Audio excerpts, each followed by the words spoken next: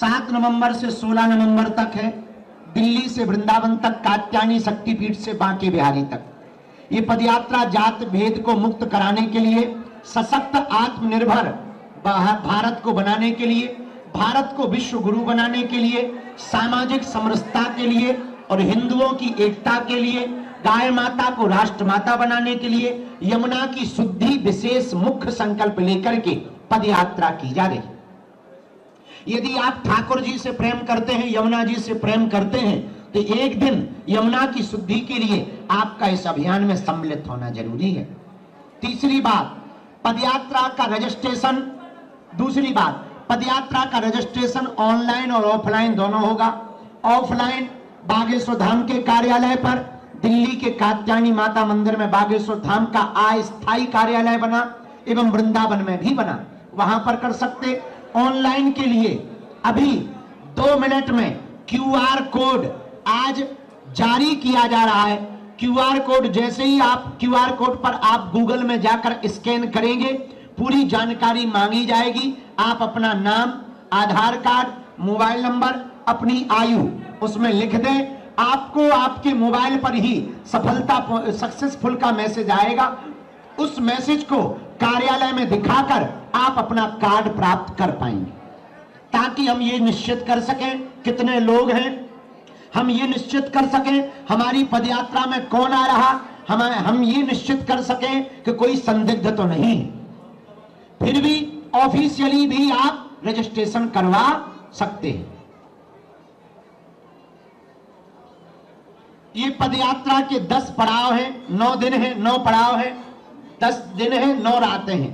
पहला स्थान दिल्ली के कात्यायनी माता मंदिर से जिरखोद मंदिर पहुंचेगी, मेडिकल कॉलेज के पास चलित भोजन लेंगे, दशहरा मैदान में रात्रि विश्राम दूसरे दिन करेंगे, बल्लभगढ़ मंडी में तीसरे दिन दोपहर का भोजन करेंगे, रात्रि विश्राम सीकरी में करेंगे, पृथला में लूथरा जी की भूमि पर दोपहर का भोजन करेंगे, रात्रि विश्राम 10/11/2025 को सेकेंडरी स्कूल पलवल में करेंगे, दोपहर का भोजन पलवल शुगर मिल में 11 तारीख को करेंगे, रात्रि विश्राम 11/11/2025 को मित्रौल प्रधान जी की भूमि पर करेंगे, दोपहर का भोजन 12 तारीख को वंचारी जेबीएम में करेंगे और रात्रि विश्राम 12/11/2025 को होडल मंडी में करेंगे।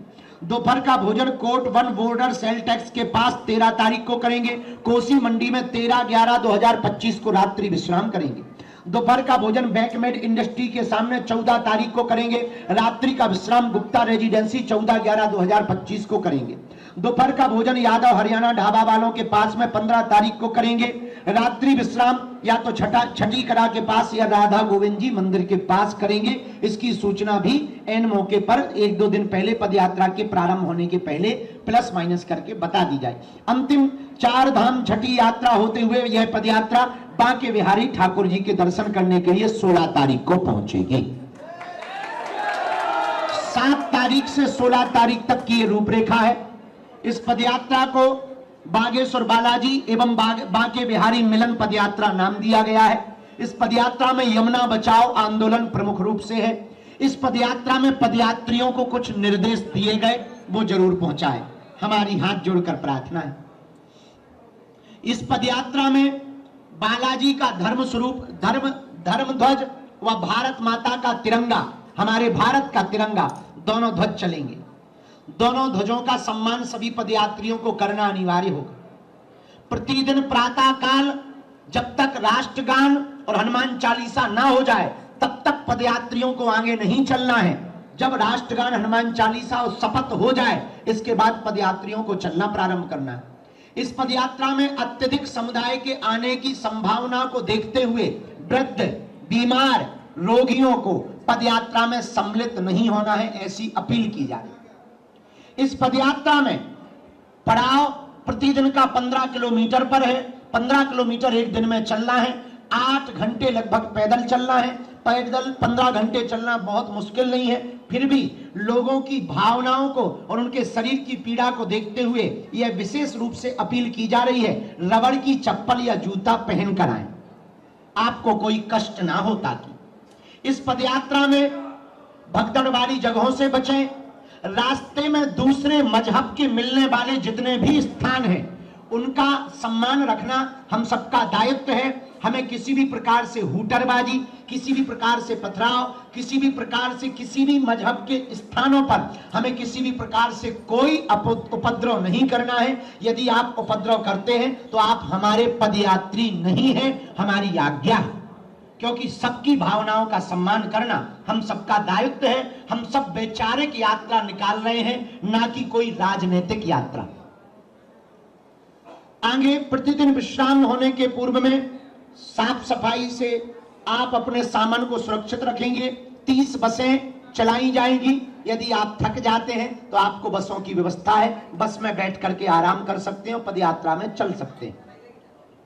जहां चाय फलाहार मिलने की व्यवस्था है वहां पर रास्ते में भगदड़ न मचाएं। महिलाओं को आगे प्रसाद पा लेने दें, एक दूसरे को सहयोग करें। घर से थाली और लोई यानी एक कंबल जरूर लेकर के आवे, ताकि आपकी थाली आएगी तो हमारा खर्चा भी थोड़ा कम होगा और स्वच्छता भी बनी रहेगी और नुकसान भी नहीं होगा। डिस्पोजल से पृथ्वी पर भी दुरुपयोग नहीं होगा।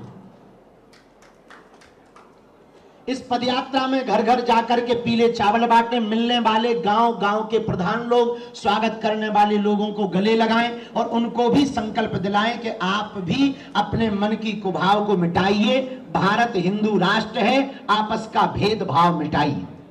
ऐसे विचारों को प्रस्तुत करें।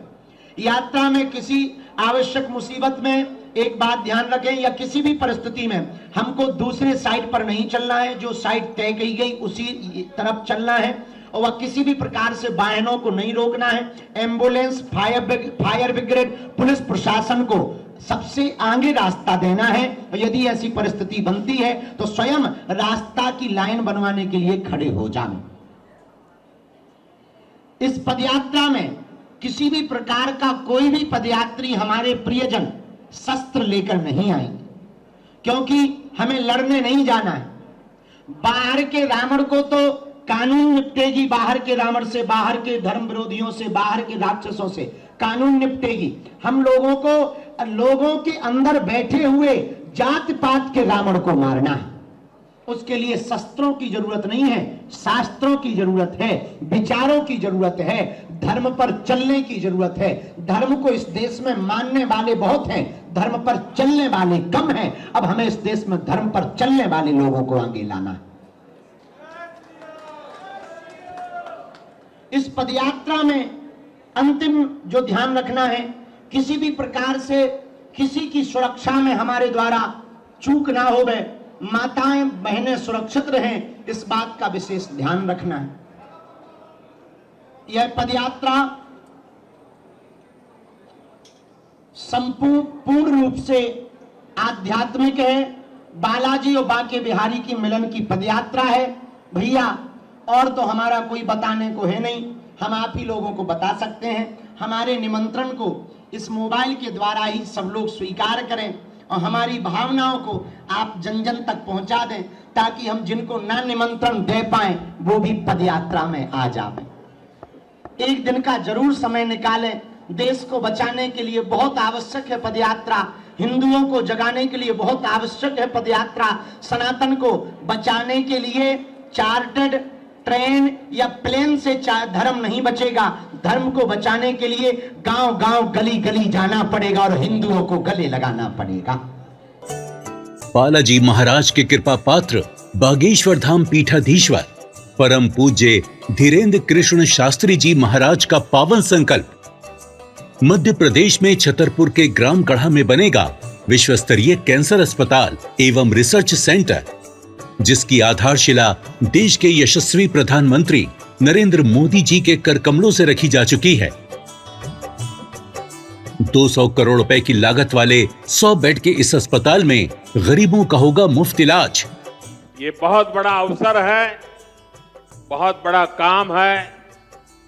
संकल्प बड़ा हो, संतों के आशीर्वाद हो, प्रभु की कृपा हो, तो समय सीमा में सब पूर्ण होता है। हमारे प्रियजनों, बागेश्वर धाम पूरे भारत के लोगों, अभी तक अस्पतालों में मंदिर थे, अब मंदिर में अस्पताल होगा। कैंसर हॉस्पिटल निर्माण हेतु सहयोग देकर पुण्य के भागी बने।